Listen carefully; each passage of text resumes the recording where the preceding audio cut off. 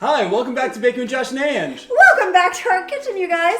Look, we decorated for Thanksgiving. I know, and we have a great recipe for you today that not only looks great, but tastes great, and is perfect for your dessert table for Thanksgiving. Showstopper. Seriously. Showstopper. I wouldn't lie to you. Not about this. You wouldn't? No. What else are you going to lie about? Uh, Excuse me? All right, Josh, what are we making today? Today we are making a skillet gingerbread cookie. That's a big cookie. It is a big cookie. It is, and we're using a cast iron skillet. All right, watch out. Here are the ingredients you'll need for the skillet gingerbread cookie.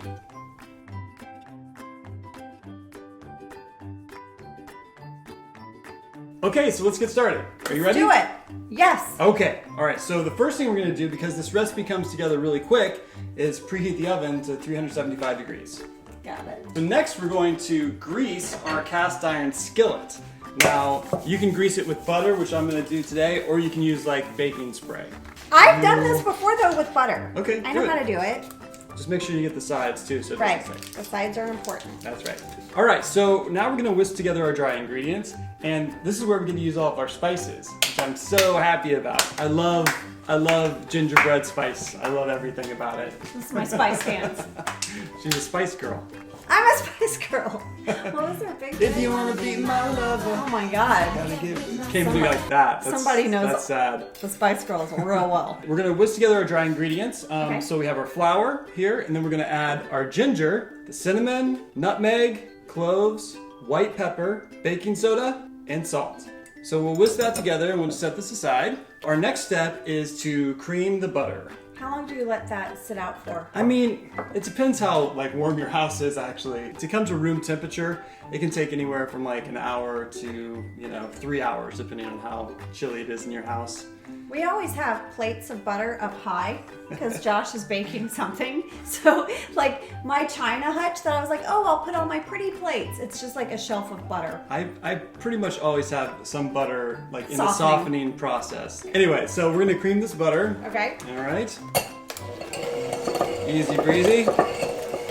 So our next step is to add the sugar. Okay. So we're gonna add our sugar. Okay. And we'll mix this until it's combined. I feel like a recipe is easy when you can finish making the recipe before your oven preheats. There you go. So, just saying. Okay. Little tricks I like to play with myself in the kitchen.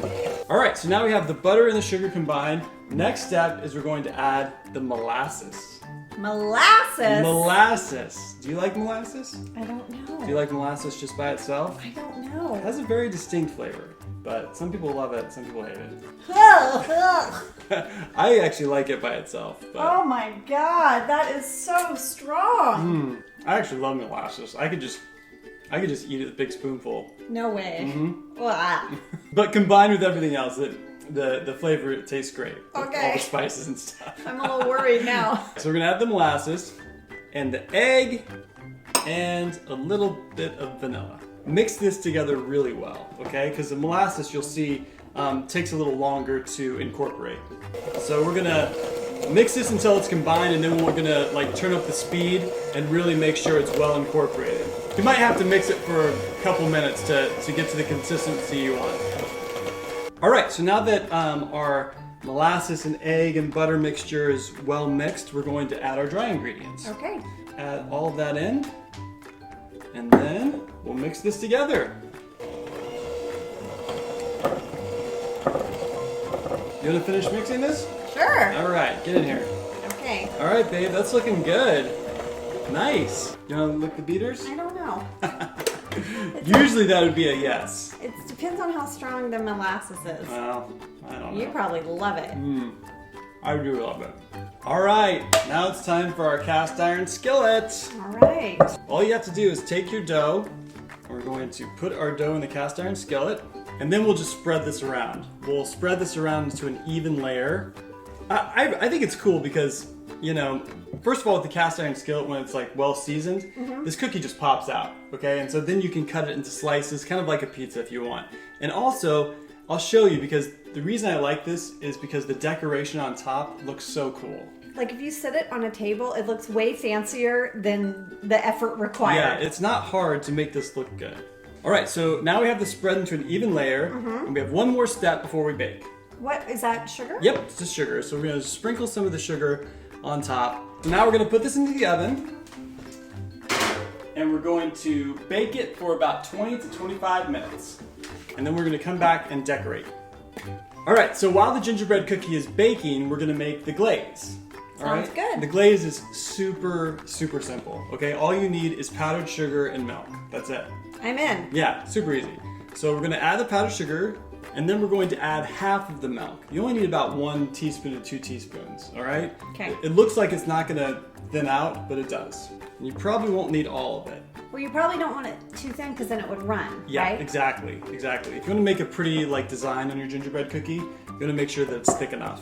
Got it. All right, so now you just need a piping bag, and I'm using a number 2 tip to draw on it, you'll see.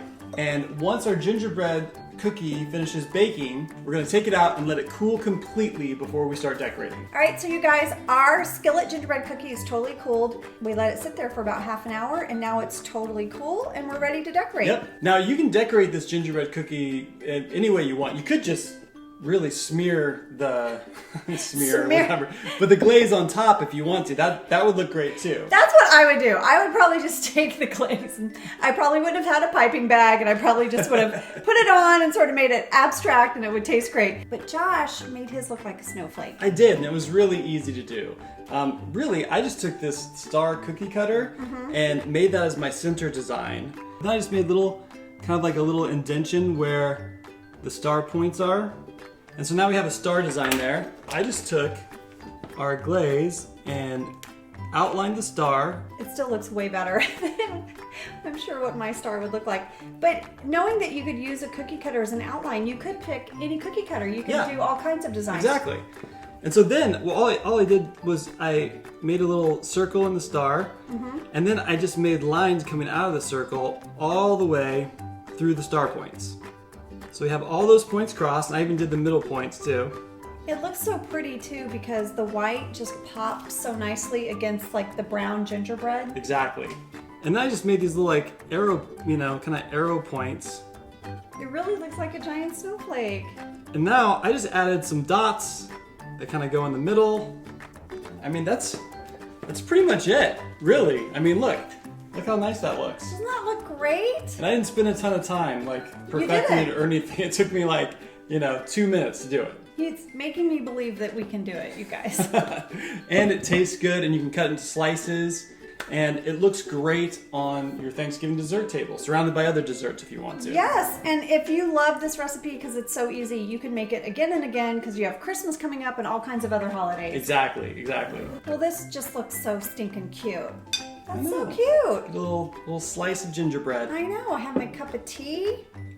That is so good. It's so good. I love gingerbread so much.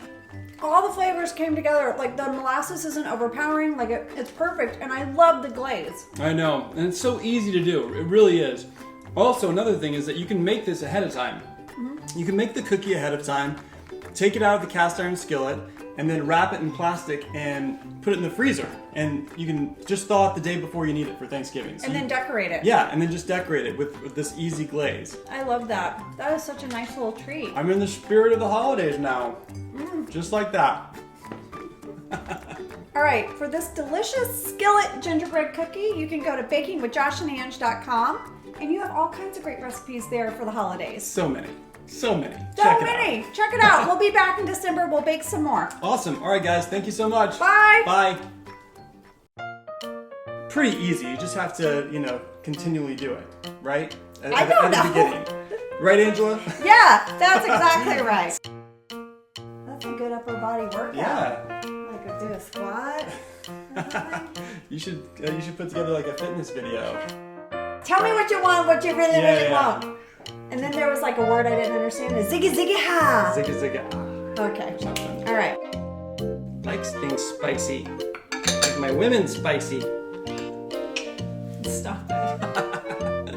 You get the muscle workout there. See? This is our workout. This is our home. Great. I'm done.